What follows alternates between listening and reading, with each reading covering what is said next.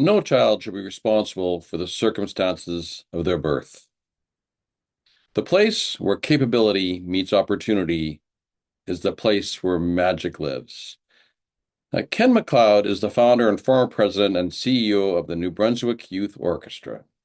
Ken has literally changed the economic future of New Brunswick by supporting children to make music.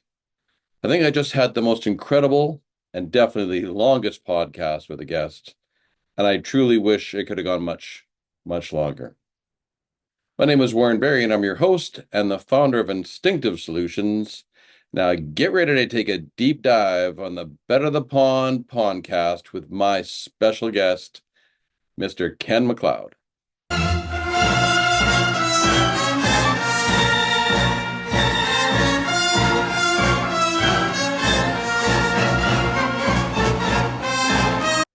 All right, so I'm absolutely honored, Mr. Ken MacLeod. So we know that you are the founder and the former president, CEO of the New Brunswick Youth Orchestra, and obviously you're doing your program with Sistema, and you are also known as a virtuoso of vision by our good friend Gary Maxwell, who will give him a shout out that he introduced the two of us. And but I will say, Ken, and I said it earlier when I originally met you on the phone, and as I was trying to drive down to New York to see a client, it's very hard to keep focused on the road with your jaw dropped at the same time while listening to what you had to say and all the work that you've done in your life. So, and we'll get to that. But Ken, I just really, really want to thank you for your time, your energy, your enthusiasm, and your passion, and also to be a guest on my Better the Pond podcast. Ken MacLeod, it's fantastic to have you.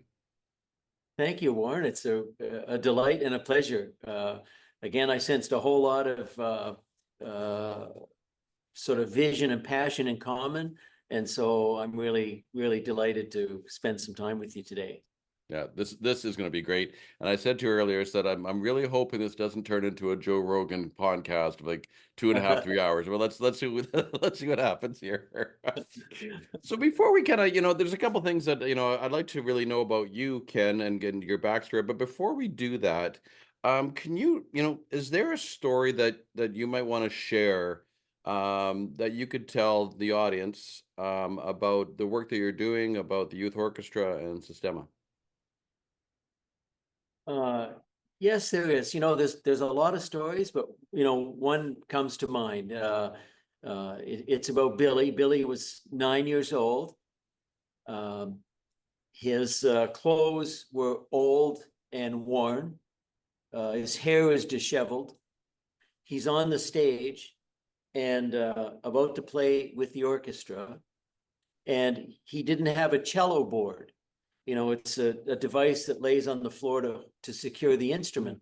So he took his belt off and he put the flat end under the chair leg, and then he used the buckle to secure his cello to the floor. And then he took his seat.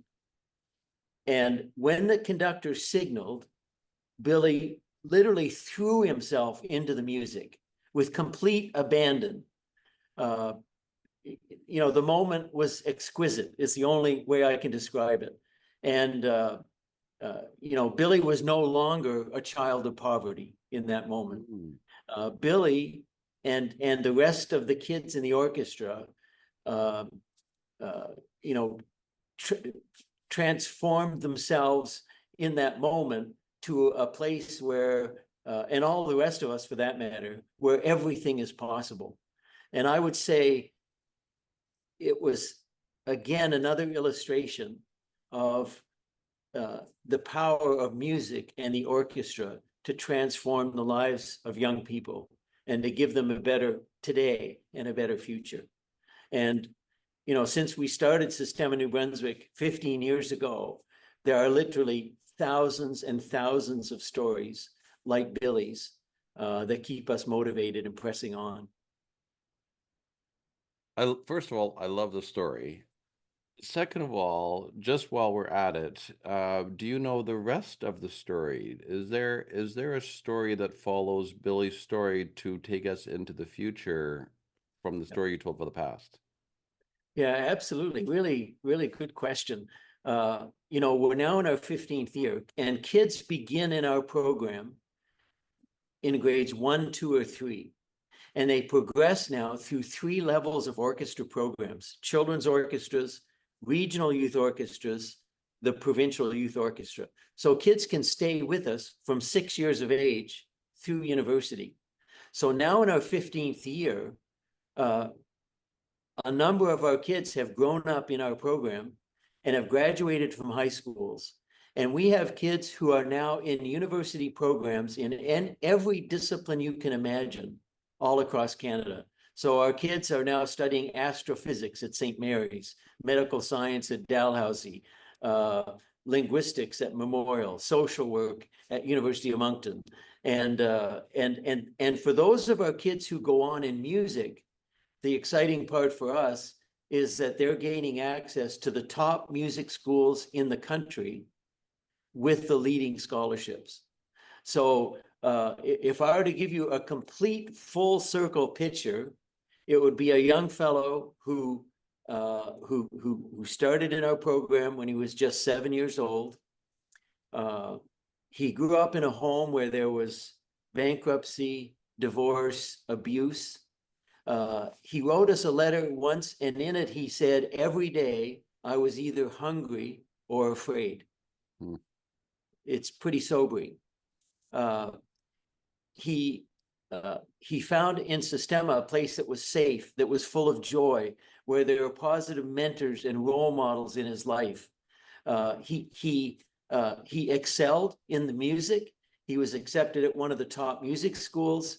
He had a full ride scholarship because he couldn't have afforded to go there otherwise.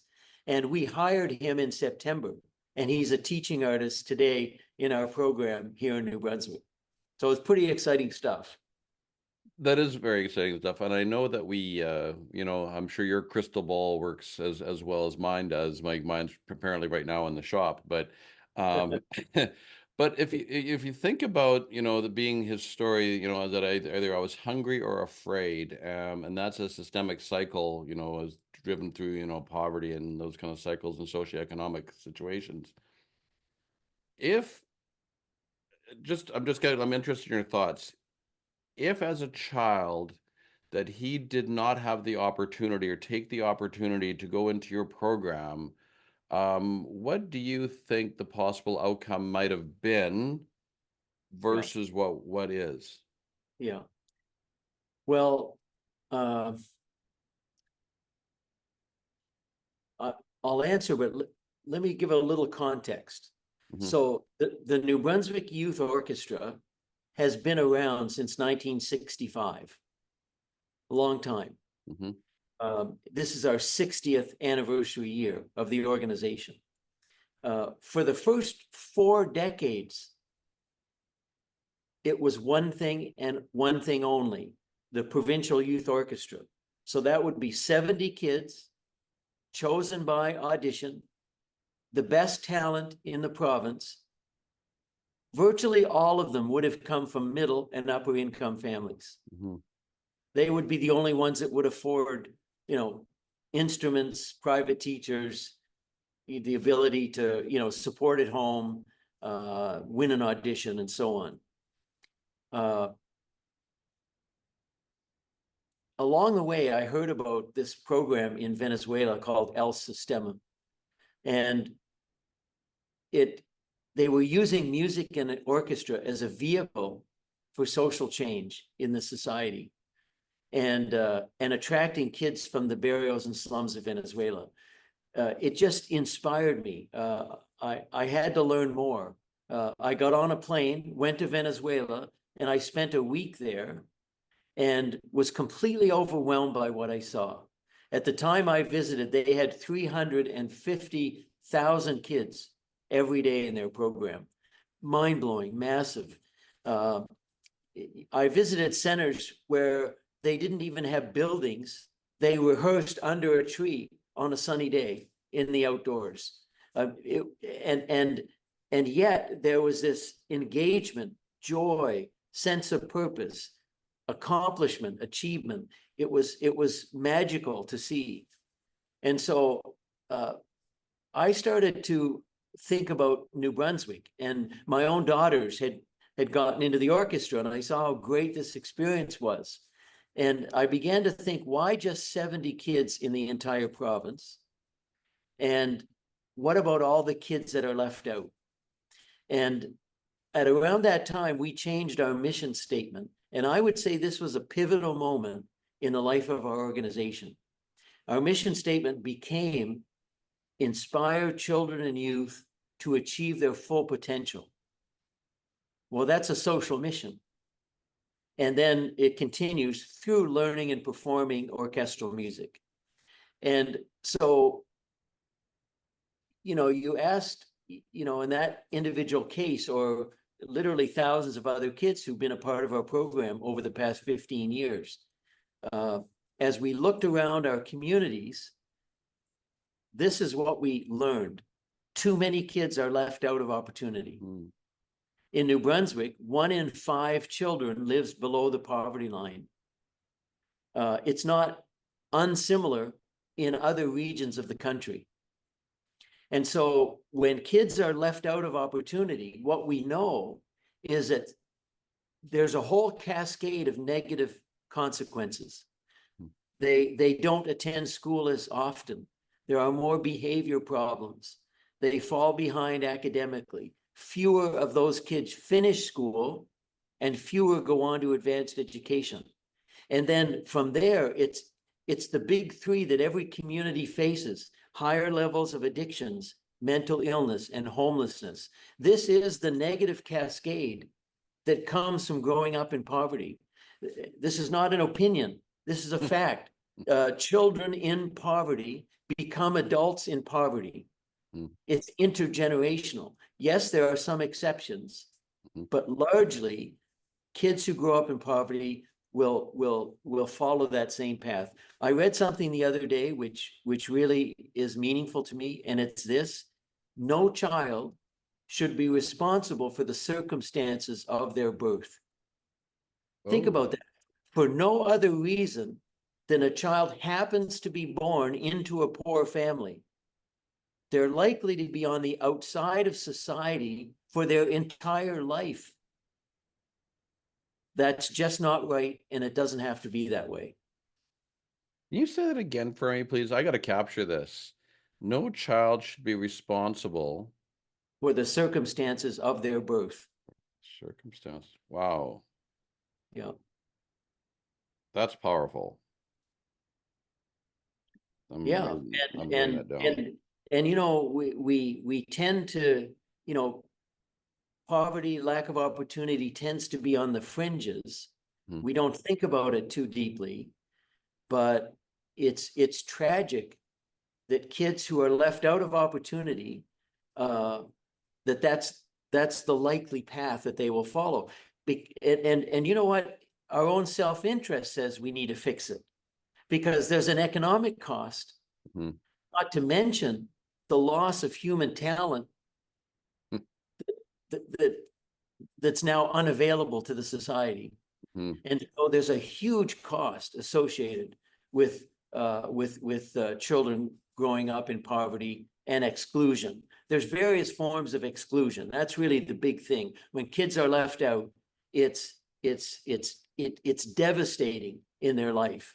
And they're left out for a number of reasons. One is economically. They grow up, in poor families and communities, newcomer families, Indigenous families, lone parent families. There's a whole number of ways in which kids are left out and left behind that can be addressed. One of the things I remember, and I hope I remember this correctly, because it was one of those moments when you were talking, which completely stopped me in my tracks, even though I was doing probably about 70 miles an hour. But it was the fact that you said that every child has the capability. They just don't have the opportunity. Am I remembering that correctly? Yeah, I would say, I would put it this way. Every child has talent, period, full stop, without exception. every child has talent, but not every child has opportunity. And we've already talked about what are the consequences of being left out, of not having opportunity. They're devastating. But if we can provide opportunity and support, our kids can achieve at the highest levels. Think of our Sistema orchestras, largely made up of kids who otherwise wouldn't have opportunity and would be left out. Just in the past year, they performed on the stage at Carnegie Hall. They performed a special gala concert for Her Royal Highness Princess Anne. They performed with Dan Brown, who author of the Da Vinci Code, one of the most read authors on the planet, but who's also a musician and a composer. He came here and performed with our kids on the stage. So our kids, and then of course, our graduates that are studying at the top schools in the country, our kids can achieve at the highest levels. It's not, talent isn't the barrier. Opportunity is the barrier.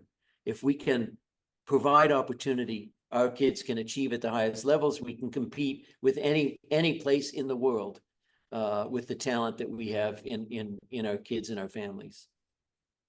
And what's so interesting is this isn't coming out of New York. This isn't coming out of Toronto. This isn't coming out of Vancouver. This isn't coming out from LA. It's not coming out from Hong Kong or Taiwan or, right?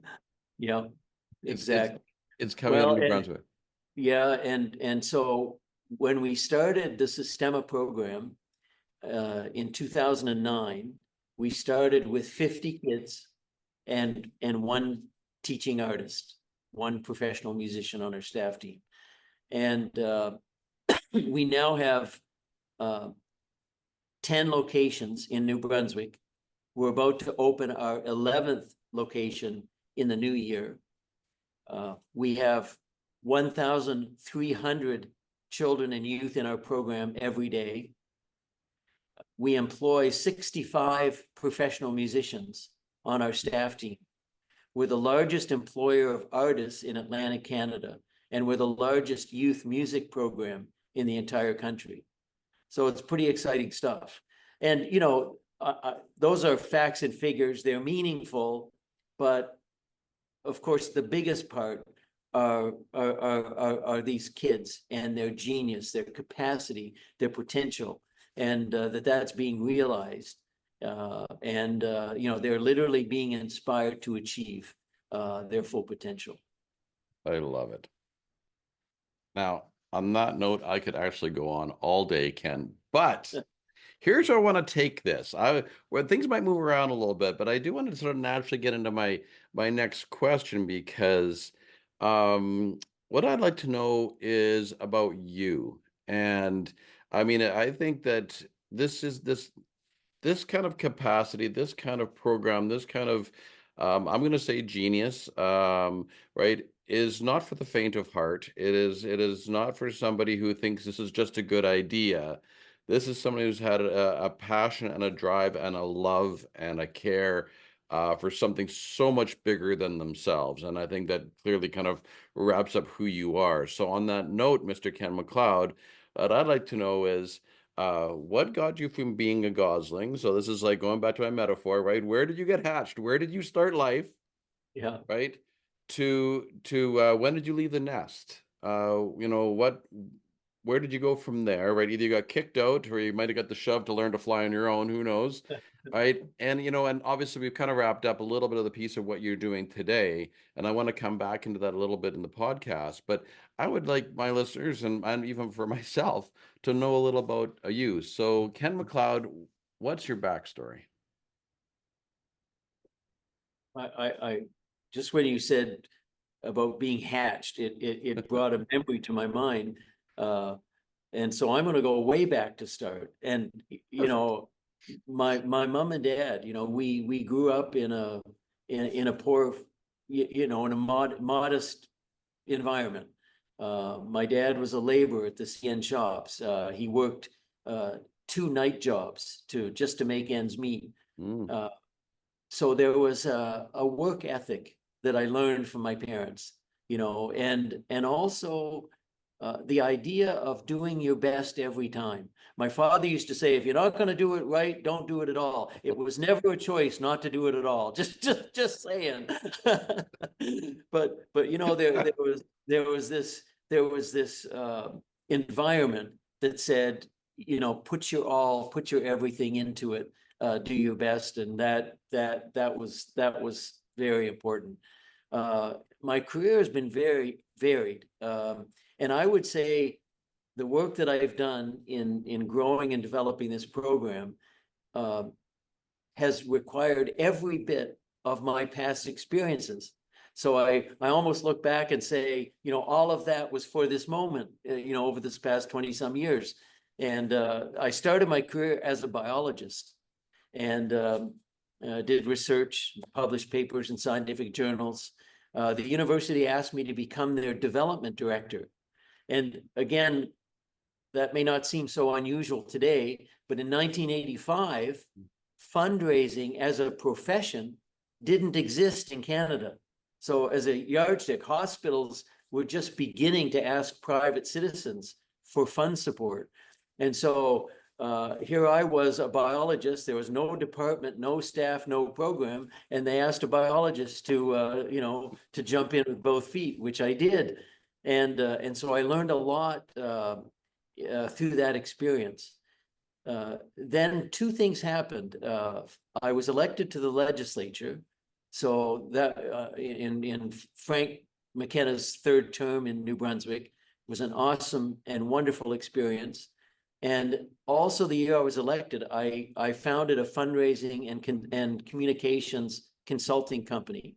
And for 20 years, our company, out of offices in New Brunswick and Toronto, served clients in every sector: health, education, social service, the arts, and in every province in the country.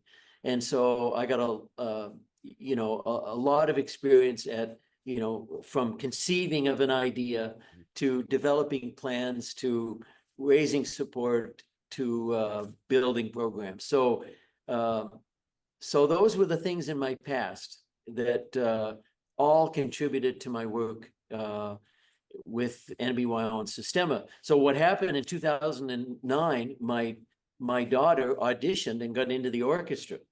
So that was the beginning for me. I became a parent volunteer. On the very first day, I dropped my daughter off for the summer camp.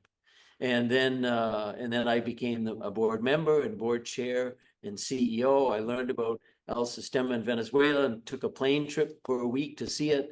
And so I would say what's happened over the last 20 plus years has been greatly influenced by those experiences that I had in my earlier parts of my career.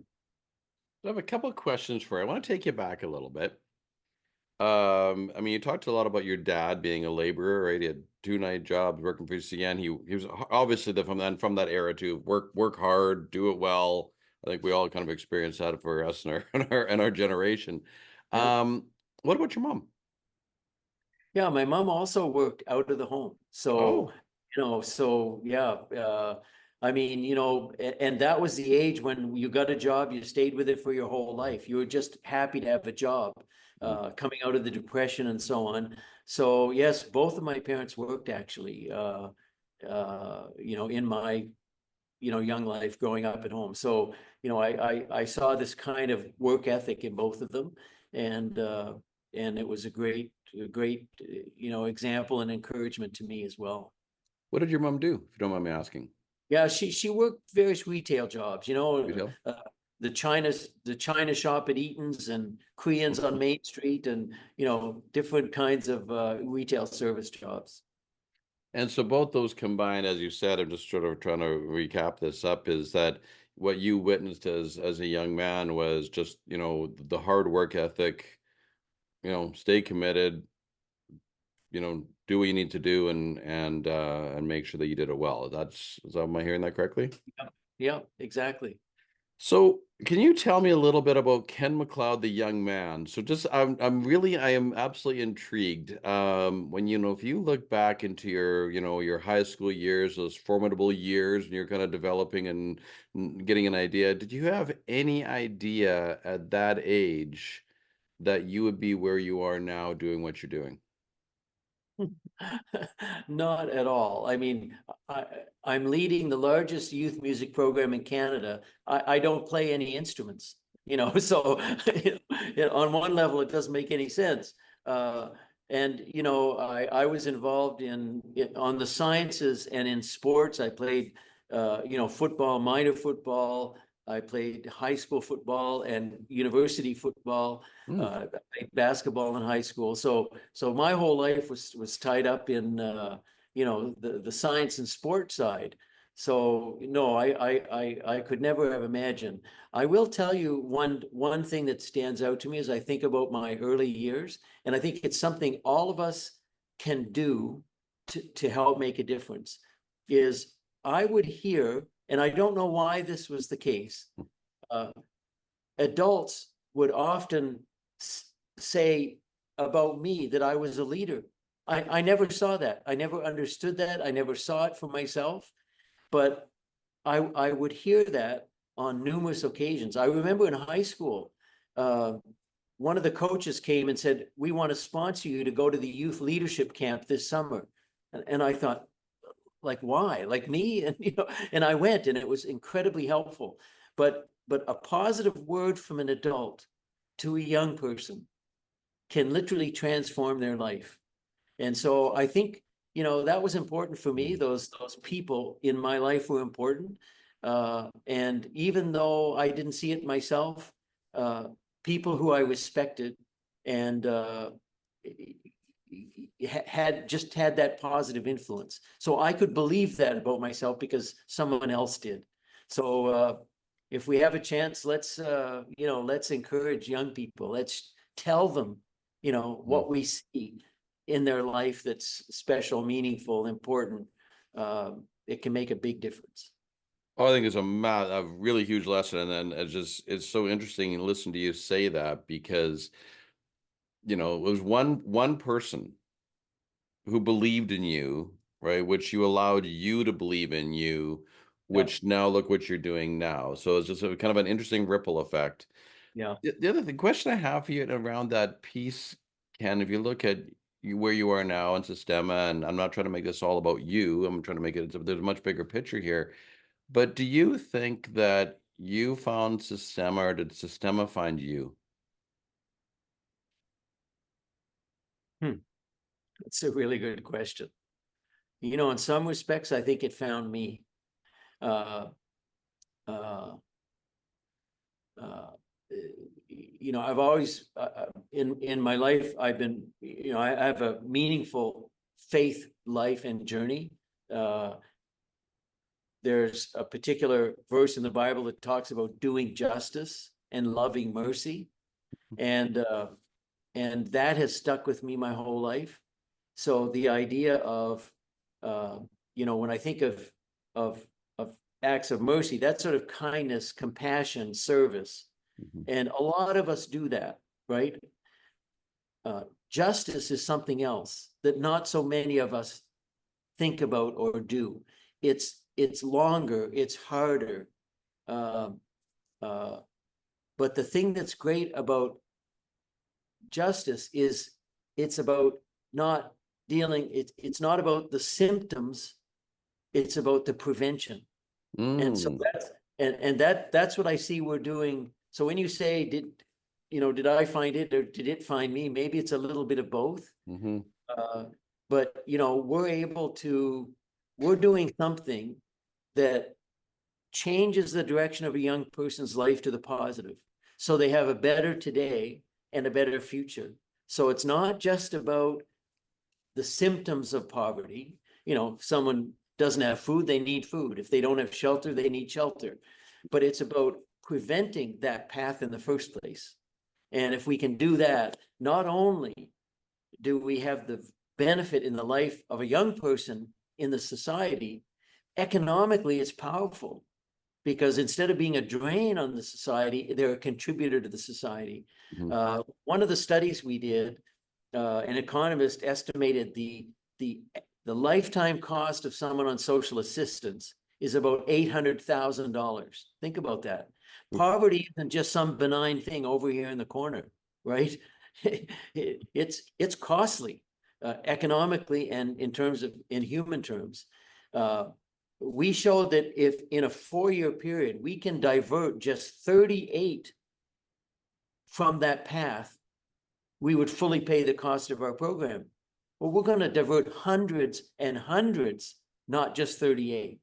And so it can be incredibly powerful economically too. The other thing I should mention is, because I think it's a really important part of the story, is we literally designed Sistema New Brunswick to counter the negative impacts of poverty. So it wasn't just, let's have some fun with some musical instruments, right? The very design and foundation of the program is to counter those negative impacts. And that was a really, really important part of our story, I think. It's, yeah, so, yeah.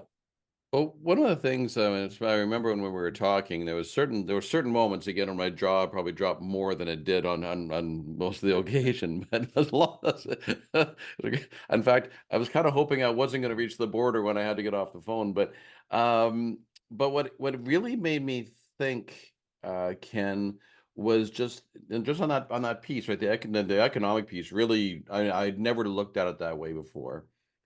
Number two is the economic development of a province, right? You take someone who's in poverty who can come out, right, and then get an education, get a career, get a whatever it is. Yeah. That next generation reaps the benefits, and you've actually broken a Absolutely. generational cycle Yeah, of poverty, which changes the economic development of a province. absolutely. And I just think about one child, Billy, right, Yeah, with his belt. no question. That No, no, that and it's amazing. and and and it's that shows up in multiple ways. Um, I'll give you another example. In one of our centers, a single mom with 3 kids, all 3 kids are in our Sistema every day after school. So kids attend 3 hours after school, 5 days a week for the entire year. Mind blowing, right? Yeah. And because her kids were now cared for after school, this mom went back to school and got her GED, her high school equivalency. Then she went to community college and took a program in dental assistant. And now she's working and supporting her family. Right? So there are multiple ways at which this is having a difference in the lives of children and families, the wider community, the economic health. Again, we now employ, I think 85, 90 people on our payroll. Well, those jobs didn't exist here before. And those people largely were brought into the province to do this work, because we didn't sort of have we're a small province. There's not a base of artists at this level. So 40% of our professional musicians have come from outside of Canada. In fact, we have 13 from Venezuela and Mexico and Colombia and South Korea and so on. And so there are just so many positive impacts that in addition to, of course, those for the kids. Yeah, I mean the ripple effect is really it's almost hard to get your head wrapped around it. Yeah. And The one who came back to work for us, he literally said that to what you said a moment ago. He said, I'm the first to go to university in my family. I'm the first generation to break the abuse and poverty cycle, right, in my family. So it's real, and it's pretty sobering and compelling at the same time. Yeah, you would never sort of logically think at, making a paper instrument, right, at the age of 6 Yeah, is going to turn into someone changing a poverty and abuse cycle that's yeah, been generational. yeah, That is yeah. powerful. What I'm learning is music in the orchestra is this incredibly powerful vehicle or tool for social change. It's I would even call it exquisite for that Mm, purpose. Because to be in an orchestra, several things have to happen. You've got to be focused and disciplined, mm, number one. You've got to respect your seatmate. You've got to work together. So there's teamwork with the whole orchestra. There's empathy as you work with others in community, day after day, week after week, month after month. And I would say the biggest thing, because of the intensity of our program, which is one of the foundational principles I mentioned before, that that is so important in the kind of profound outcomes that we're seeing. Because of the intensity, 3 hours a day, 5 days a week for the whole year, our kids get really, really good at the music. And so I call it this, there's a magical moment of self-awareness. I love mm. that idea. It's almost, the light bulb moment when the switch goes on, and when a kid connects the dots between their hard work every day, every day, every day, every day, and their achievement in music and as part of the orchestra. And it's like, I can do things, Mm. right? They recognize their capacity as a human being. When that happens, that transforms their life for the better. And you see, that's what kids growing up in poverty don't get. If you don't have opportunity, you don't have a chance to build that connection between effort and hard work over time and achievement. And so if you don't build that, then there's little understanding of your capacity and potential. And so that's the magic that we're seeing. And I just think music in the orchestra is just literally an exquisite tool to bring about social change and social development for kids. You just gave me an idea just from a conversation, or the conversation that we had, and I was saying about what I just had an aha moment, right? Where capacity meets opportunity is where magic lives. Yeah, absolutely. Yeah, the capacity's there. It's Mhm. innate in the life of a human being. Plus opportunity equals magic. Absolutely. Yeah, I just had a little light bulb moment there. So I like thank that.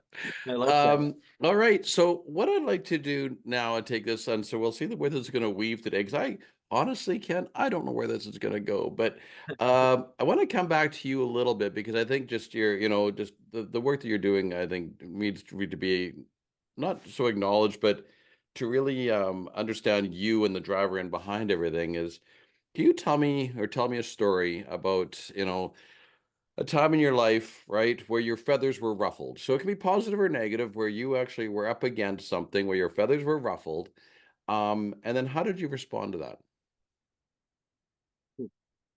Well, interestingly, in the first year of establishing Systema New Brunswick, as chair of the board, as founder of the program, we faced immense opposition. Hmm. Um, and, I was a politician. That was nothing compared to the onslaught that we received during that year. It was angry, it was nasty, it was public. It culminated in an annual meeting where a group of people wanted to dismiss me and the board and end Systema. And it came, now today, you can't understand that. Mhm. But 15 years ago, the idea of music for social change wasn't a thing, right? And it was more the domain for an exclusive elite group of people. Well, Sistema New Brunswick was just the opposite, right? People with no resources, no talent, no experience as part of our program. And so, it came from, a group who couldn't envision that this would be,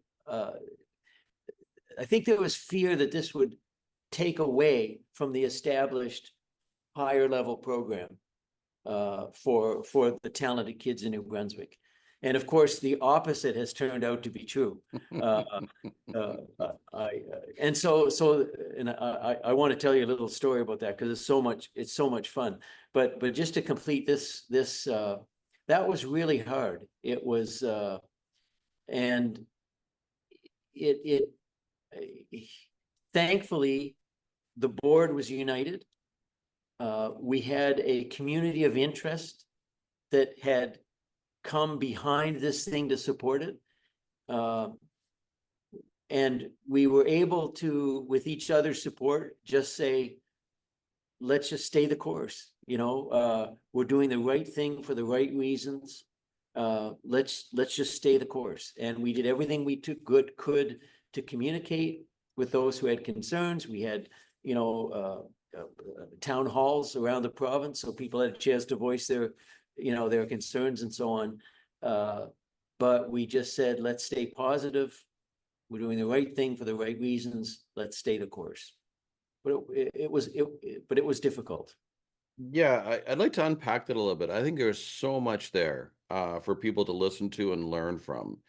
We all know that the squeaky wheel gets the grease, right? And if I can't get my way, well, what I'll do is I'll make sure that I'll shout louder, right? Which we know doesn't work, but people should give it a go. Yeah. If you look back at the numbers of people that were really pushing back, like angry, frustrated, like they want nothing to do with this thing. What was the what would think the numbers of people or the percentage of people that that were yelling and screaming against it versus the people that saw an opportunity? I would say it was a relatively small group of influential people, and a small group can have a big voice. It was the beginning of the social media, era. And so, I would say it was maybe the establishment, if you want to Okay, sure. look at it that way. And we were, this, this wasn't something that supported the long history of music education and engagement. And so it was a relatively small number. Interestingly, the wider community embraced what we were doing from the first day. I still remember when this was just an idea in my mind, right? I spent about 6 to 8 months just talking to people. I didn't know what else to do at the beginning. So I wrote a 2-page brief on the idea of Sistema New Brunswick. At the end, I put, could this fit and work in our province? And I just went around and talked to people, community leaders, business leaders, elected officials, senior staff in government. I just had conversations for months and months because that's all I knew what to do. And almost every single time, I remember, in fact, one of my first conversations was with the Minister of Finance in the community adjacent to one I live in. I remember sitting in his office. At the end of the meeting, he said, let me know how I can help. And I heard that over and over and over. And so the wider community could see it and envision it.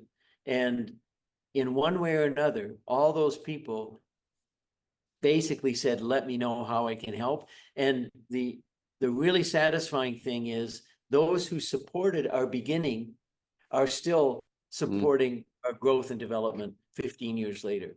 And so that's pretty satisfying. So what do you think on this piece? 'Cause I think it's just so interesting because I think this happens all the time when I talk about the squeaky wheel gets the grease. The numbers of the establishment, let's call it that, who are yelling and screaming and angry, right? They're coming at it from that energy. And what do you think that the secret sauce, shall we say, or what was it that held things together that your voice, your quiet voice, the whisper became louder than the yelling? I like that.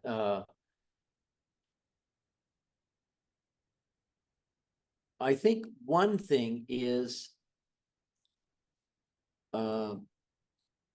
build a community of collaborators.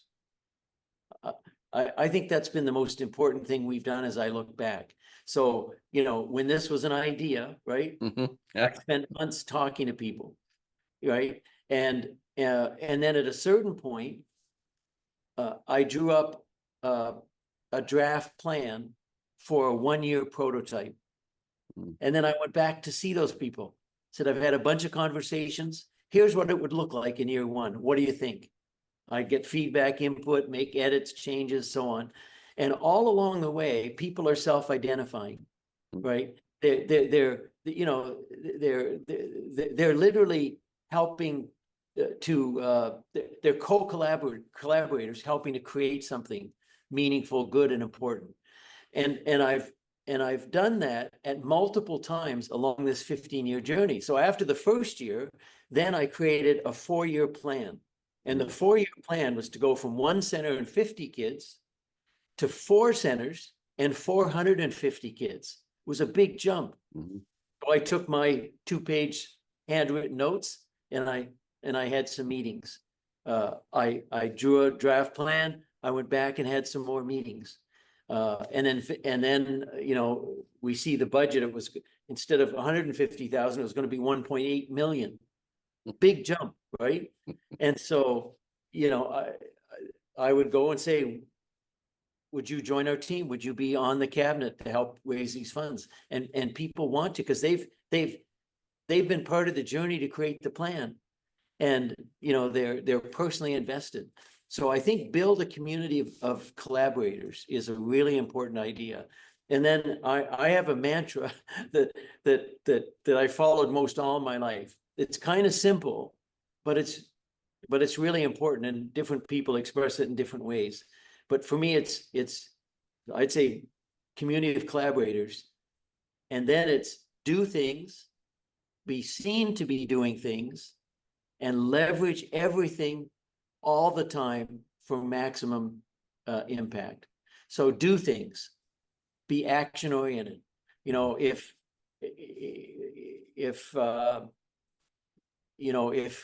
you're not taking action, you're not producing value. So, I express it this way: the answer is yes. Now, what's the question, right? Or ready, fire, aim. All those kinds of things. Be action oriented. Leaders don't wait, and I'm not talking about big, massive steps. I'm talking about a series of little steps. Take the step you can today, and then tomorrow take the step you can take tomorrow. You can't take the step today that's 4 steps down the road. And so all I knew to do at the beginning was was write out some ideas in a 2-page brief and then talk to people, right? So you got to do things. Leaders don't wait. You've got to act.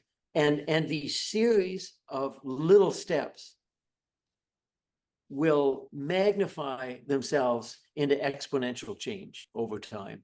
So it's do things, do things, do things, do things, be seen to be doing things. I say, stir it, stump it, blow a lusty trumpet, however else we want to, we've got to tell our story. We have to find a way to communicate the good work that we're doing so others are aware of it. We can never be content. We've got to always be pushing, striving, sharing, engaging, all the time, all the time, all the time. It's not never ending. It's exhausting, but we have to do it. And then the third thing is to leverage everything all the time. We just do it everywhere. I'll give you an example. We had Dan Brown. Well, what a cool thing, right? I mean, to have Dan Brown in our community. So here's one way we leverage it. I went to the Department of Education And I said, would you partner with us in our Dan Brown project? So here's what ended up happening. So Dan Brown wrote this symphony called Wild Symphony. It not only was a symphony that he composed, there was also an illustrated picture book with narration. And there was a phone app. You could point at a page in the book and it would play the music of that page. And there were video images and so on for the live performance. So the Department of Education placed the book in English and French in every school library in the province. Wow. Secondly, we asked them to write curriculum around Wild Symphony, multidisciplinary curriculum. They did that, and that was shared with every elementary and middle school in the province. Thirdly, 5,000 kids attended the live performance of Wild Symphony with Dan Brown. And fourthly, we live streamed the performance to 10,000 more school kids. So let's find ways to leverage everything that we're doing. If we have a certain repertoire, we might decide that we're going to record that and release it. We had a donor that contributed funds to place professional instruments in the hands of the section principals of our highest level orchestra. It was, almost $300,000. Wow. 19 instruments, like exceptional high level instruments. The kids who are section principals in the provincial orchestra, these are the ones that are going to go on to music careers, right? Either as performers or recording technicians, or any number of things. So we have a press conference. We have kids here to display and perform the instruments. There's just all kinds of ways to take the good things that are happening and leverage that for more impact. So a collaborative team, do things, action-oriented, be seen to be doing things, leverage everything all the time. And as I say, it's exhausting, but we have to do it. We're not entitled to support. Right? We have to earn it every single day. We have to be delivering value, and we have to be seen to be delivering value, and we're accountable to those who are supporting us, whether it's government, business, charitable foundations, service clubs. And so we just have to, be out earning their trust and confidence every day, every day, every day. And I think the other side of that too, Ken, is, what's the consequences if you don't? Yeah. So can you please, just while we're at this, can you please share the story of Dan Brown coming to the location where the music was played? I think that's a great story. Oh, yeah. Well, the backstory here is when Dan Brown, he composed this symphony during the pandemic, and his passion is to get kids and families in halls to hear live orchestral music. When I read that, I thought, what a great fit with our organization. Took me months to make a connection. And then once we did, things, and, 2 years from the time I first reached out to the time we did the concert. But when Dan arrived, we had the rehearsal in the hall, and we walked into the building. It's a big lobby. The hall holds 1,800 seats. And in the lobby, the music of Wild Symphony was being broadcast in the lobby. And Dan told me this afterward. He said when he came in, he thought, isn't that great? They're playing the track of my music. And then, of course, we opened the door, and it wasn't a track. It was our children's orchestra. And so the neat thing about this is that until that point, Wild Symphony had only ever been performed by professional symphony orchestras around the world. The Toronto Symphony, the Calgary Symphony, the Chicago Symphony, and in other parts of the world. And so we are the first children's orchestra to perform Wild Symphony. We did that on purpose, very intentional. We said, because our kids can do it. The level they achieve at such a young age is so outstanding. We said, we're going to perform this with a children's orchestra. So our kids audition from all over the province. The only requirement is that they be 14 years of age or younger. So we had 110 kids in the orchestra, 9 to 14 years of age. And you know, when Dan Brown saw it, heard it, he and his team, literally, it was jaw-dropping. They were completely overwhelmed. They had no, you know, they had heard about the level and the stature and achievement and so on, but seeing it in person was overwhelming for them. Hmm. Yeah, that is a great story. I mean, just to think of after the fact, thinking, oh, how nice. You Yeah. know, that's track playing. Well, Yeah. here it's 9 to 14-year-olds playing the music. I mean, Exactly. if And that doesn't, playing it indistinguishable from the professional symphony that recorded this the symphony in the first place. right, You know, exactly. That's the point.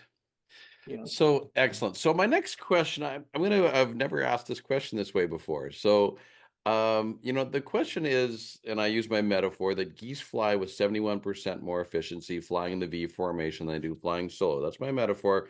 And I usually put it into a perspective of, you know, how do you get a company or a team flying in the V formation? What's the secret sauce? But I want to change this a little bit for you, Ken, because what I'm heard from you so far is you've understood how to get an organization running, how do we put the right people in the right places, all that. I think that that's pretty clear. Here's my ask of you on this question is what if you put yourself in the position of a child in the orchestra and having all those kids start to work together to create what I would call an aerial symphony. So that's my Yeah, geese, right? love it. What is it that would be the sort of the secret sauce to creating that through a child's perspective? Yeah, the the backbone of what we're doing every day are the teaching artists that are at the front of the class. Uh, it's one of our most challenging uh, uh, uh, things to deal with is finding the professional staff, because they not only have to be really good musicians and really good teachers, they also have to be socially minded. Hmm. And they've got to care, they've got to love kids. And we're not talking, you know, if you think of an average classroom in the public school, maybe 15% are at risk. Mhm. In our classrooms, 80% are at Right. risk. This is challenging. This is difficult work, right? Mhm. It's mentally and emotionally difficult. And so those individuals are angels. They're earth angels who are investing their lives in the lives of these kids. And so we spend a lot of time thinking about and training and education around how to be a really good teaching artist, how to engage kids, how to keep them engaged, how to keep them learning and progressing. And so, but I can I come back to the earlier point you made about the V formation, and you know, they're either together or it's chaos. Mhm. Right? It's Yeah. so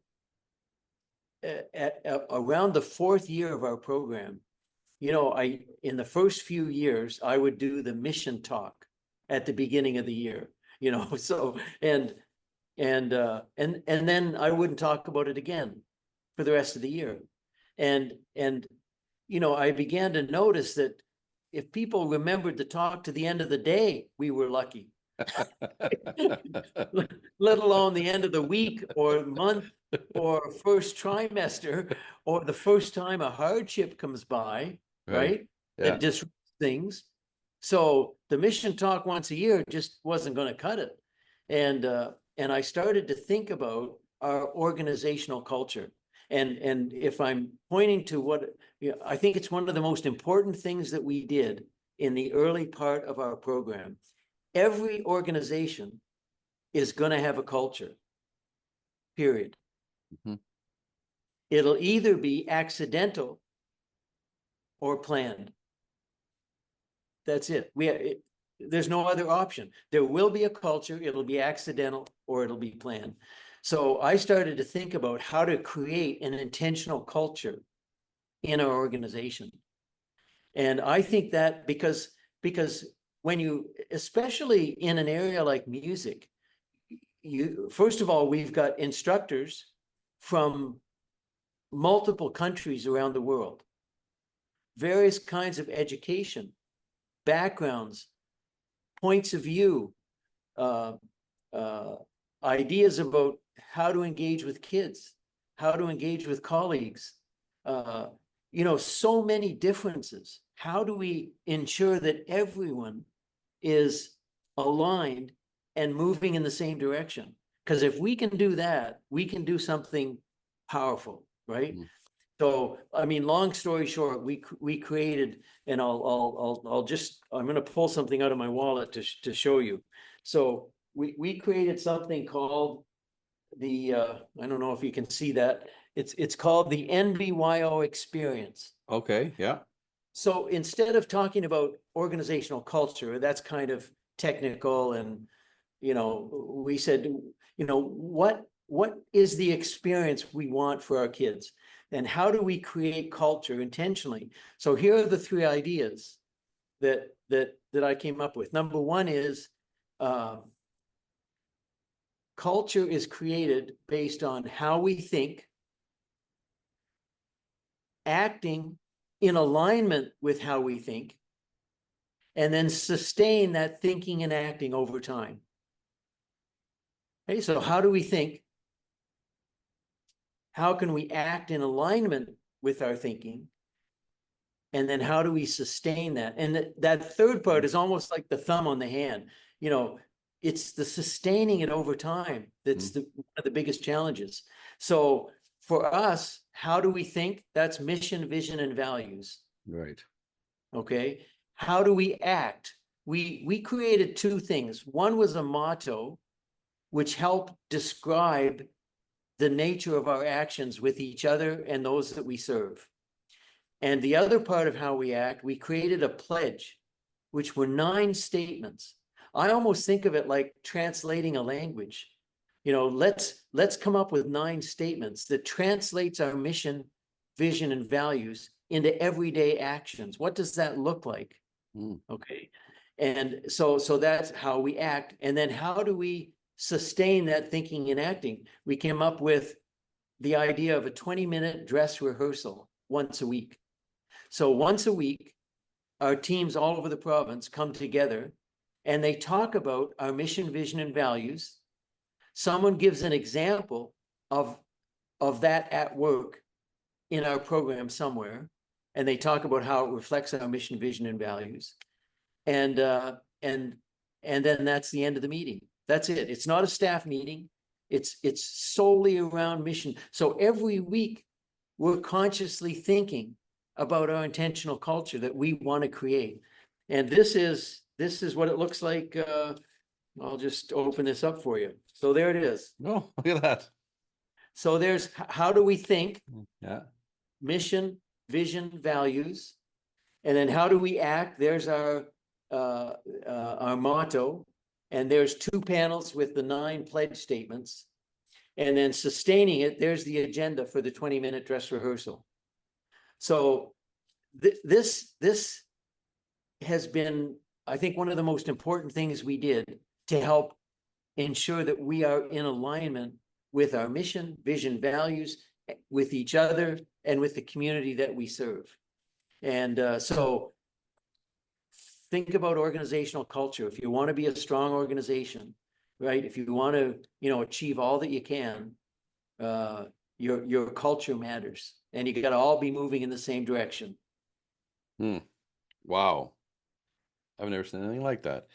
Yeah, I always say the culture of an organization is best defined by the level of behavior that a leader is willing to tolerate. Very good. Exactly. Yeah. But why leave it to chance? Right. You're your entire organization is dependent on the kind of culture you have Mhm. and the kind of results that you have. It's entirely dependent on your culture. Yeah. And it's too important to leave to chance. Agreed. Agreed. Yeah. That's a great point. So I have a question for you here on this, and just talking about the kids. So again, from a kid's perspective, I mean, your kids are starting at what, age 6? Is that correct? Age Yeah. 6, and they graduate. Is it 14 or 16 when they actually leave the program? No, they can stay right through university. Oh, at the university. Okay. Yeah. So I'm Because just we now thinking. have, because we have 3 levels. So they can be in a local children's orchestra. That's our systema. Mhm. And for the most part, it's, say, elementary. Then we have regional youth orchestras. So that's our most advanced systemic kids. And that's sort of middle school. And then we have the provincial youth orchestra, which would be high school and university age kids. Okay. So I'm thinking about kids, right? Especially at a young age or even middle school. The program, I mean, number one, we're coming from kids that are going to be basically impoverished. There's either I'm hungry or I'm scared. I think it's probably fairly straight across the board. I think it's fair to Yeah, say. And we say we're going to, number one, you're going to go to school every day. So you're going to get yeah, educated on the education system. And then you're going to spend an additional 3 hours a day, yeah, 5 days a week yeah, for the entire school year, yeah. right? How do you magically make that happen? You know what, Warren, at the beginning, before we started this, over and over, people said to me, kids in North America won't do that. They won't come. And when they do come, they won't stay. So we heard that over and over. Uh, from the first year, 15 years later, we can't meet the demand. Okay, so in this Moncton Center, we can take, so first of all, we only draw kids from certain schools in the priority neighborhoods. Mhm. Okay, so in Moncton, as an example, we only draw kids from 5 schools. That's it, grades 1, 2, and 3. We can take 80 new kids in an incoming class every year. 5 schools, 3 grades. We have 420 applications for 80 spots. And then when kids get here, our retention rate is about 85% year over year. So this is a place of joy. It's a place of purpose. Kids want to be here. And it's simply a magical environment. We do a lot of tours. People come in, we walk through the classrooms, all the kids are working with their teachers. Uh, you know, you it's a magical thing. Uh, uh, I'm seeing here what I saw in Venezuela. Mm. It's so the experience is just that positive for kids. That's why I say music in the orchestra is such an exquisite tool, right? Mhm. And the fact that we're doing it in groups, see, that's another one of our pillars. We're Mhm. ensemble based, so kids are learning groups from the first day through their experience. I think how my kids learn music, they went to a private teacher for an hour once a week, Yeah. and then they were banished to a corner of the house on their own, right? Here Yeah. are kids, they're working with each other in community every single day, right? So it's a place of friendship, it's a place of learning, it's a place, with joy and with beauty and, with positive and supportive role models. And it's a place that kids want to be. Have you witnessed, and I'm sure this might sound like a silly question, but just on that note, have you witnessed like those kids who have bonded together, right? Creating something, and here they're learning something bigger than themselves, so they Yep, belong to exactly. something bigger. Yep. Have you seen those kids just naturally sort of keep moving towards like what they create a tribe, and I like tribe in a word of we all believe in the same thing. Yep. And just the relationship bond that occurs, I'm sure it has to be palpable. Yeah. One of the principals said this of one of our schools. And this principle, you have to understand, is a jock through and through. Sports, everything, all the time, right? Mm. He said, I never thought I'd see this, but he said, when our kids are leaving the school at the end of the day, and your kids are coming in with their instruments and so on, they're the cool kids. Now, when my kids were taking music, they were the geeks, you know? Yeah. But this is just so overwhelming positive presence. And their performance is at such a high level. They're admired and respected by other kids in the school. And so, yeah, the you know, that idea of a tribe really, really fits very, very well. They're part of something bigger than themselves. And it's something that others see and respect and appreciate and value.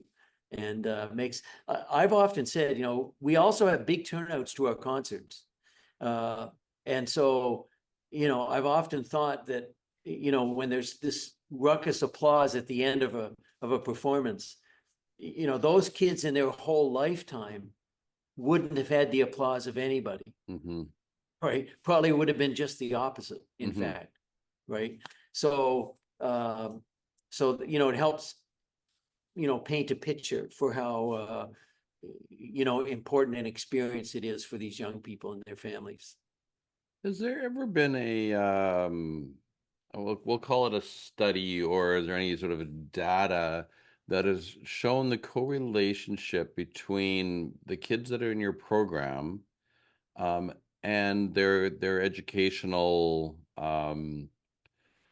like I would say their GED, their you know their marks and Yeah. all that with attendance and that whole piece that goes along with the you know the education system. Has there Yeah. been a link between those two pieces?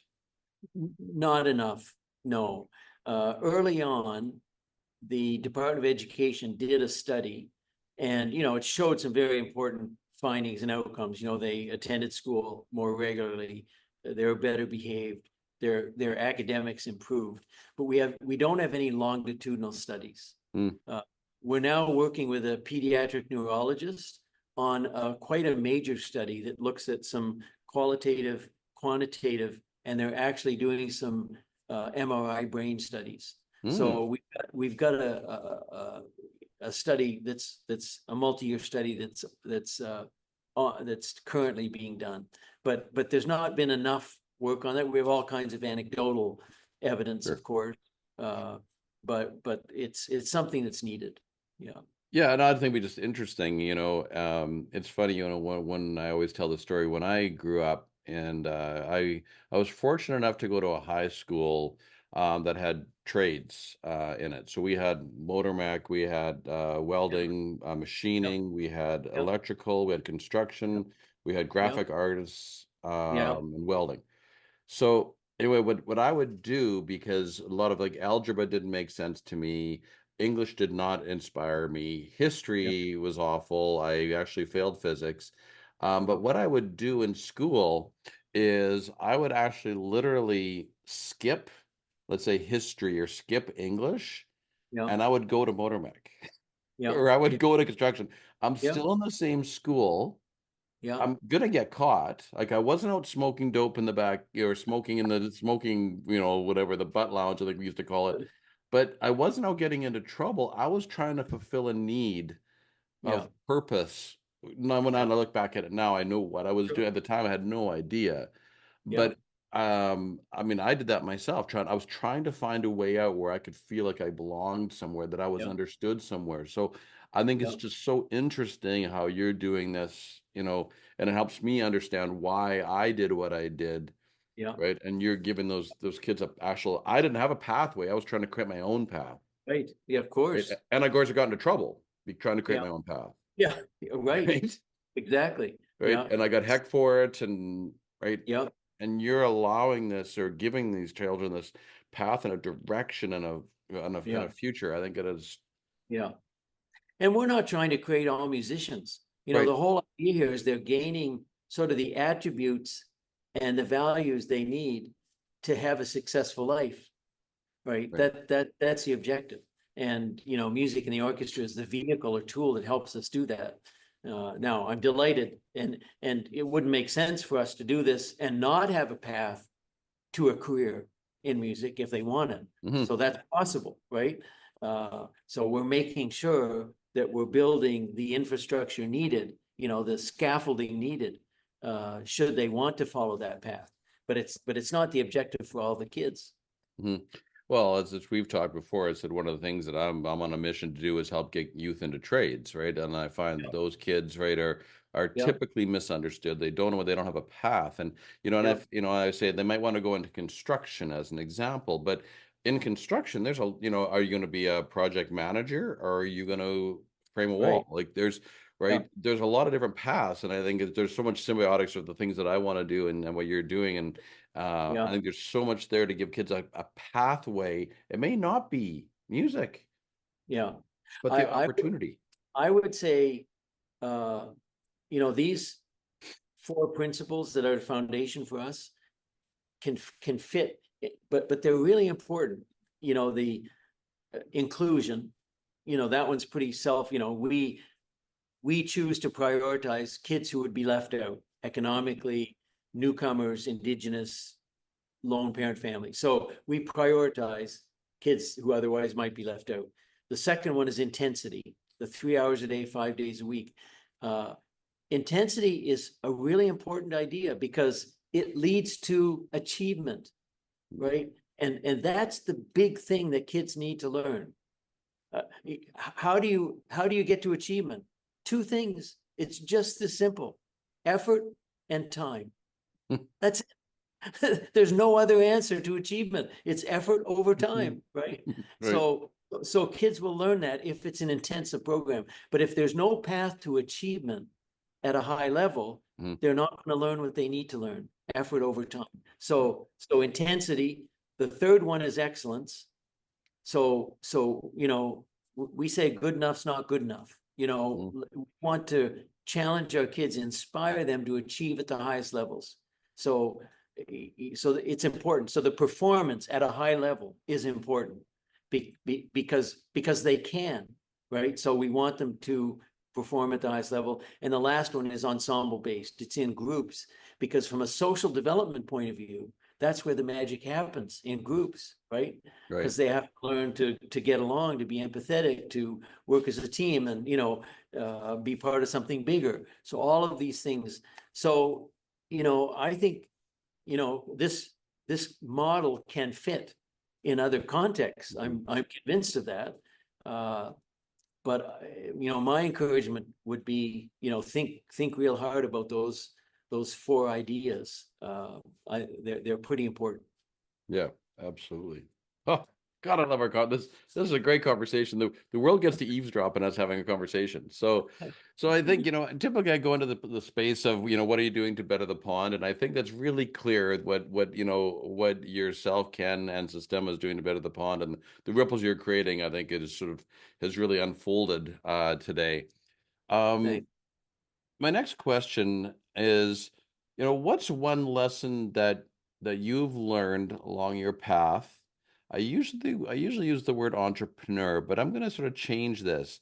What's one thing that you've learned along your path that would help a child be successful along their path? hmm. Well, that's a really good question. Um, it probably sounds repetitive, but it's that idea of effort over time. Hmm. There's no shortcut. It doesn't exist, right?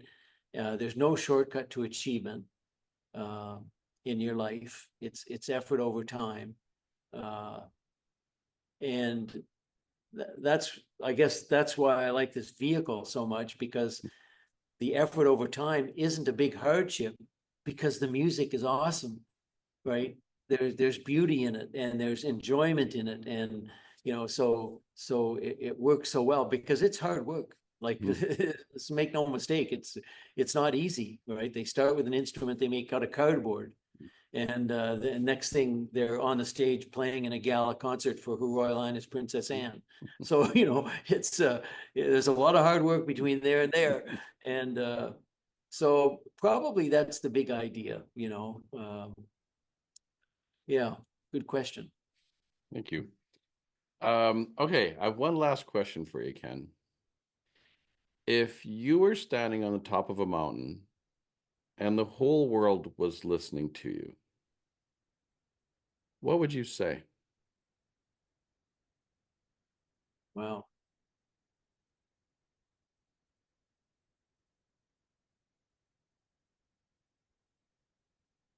Well, that's a pretty challenging question.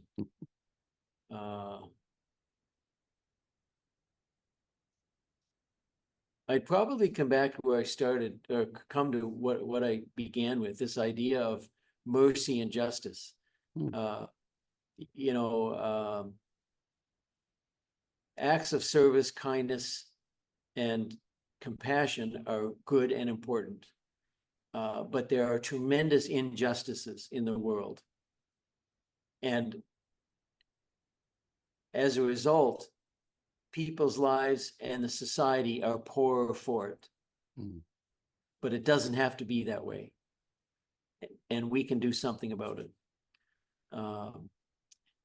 And when we do, those changes are permanent. They create structural change, which in New Brunswick, the poverty level has been the same for 3 decades. Right? We need structural change. Right. Right. And so I would say it's, think about the idea of justice, and what can we do to bring about structural change in those areas, in the society. Right. Love it. Very well said. Very well said. Well, Ken, I mean, I would love to spend all day. Oh, my. This is amazing. I do want to thank you for your time. I want to thank you for your stories. I want to thank you for everything that you're doing. You're making, you're making a global impact out of Moncton, New Brunswick, and changing the lives of not just children, but so many people that are involved. So I want to thank you for that. If people want to find you, where do they go to find you? Yeah, K MacLeod, KMACLEOD at NBYO-OJNB.com or 506-961-1530. We'll get that in the show notes. They can reach you.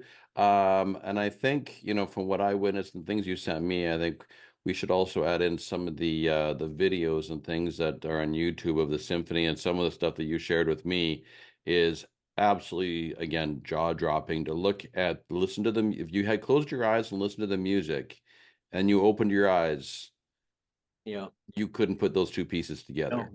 Sort of, if I'd make a suggestion, this is offline, but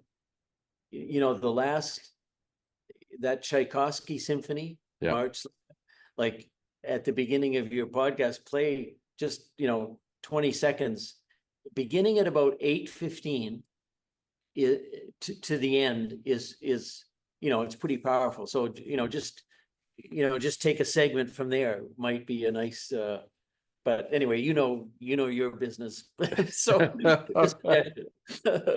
Well, it's like my listeners to actually watch it as well. No, that's already been in my brain already. But so we I think we share a brain, Ken. I think this is we do. No, I can see that. We have a lot in common. Yeah. absolutely. So I will definitely do that. Is there anything else I'd like to add, Ken, before I No, wrap this up? we covered a lot of ground. I don't know.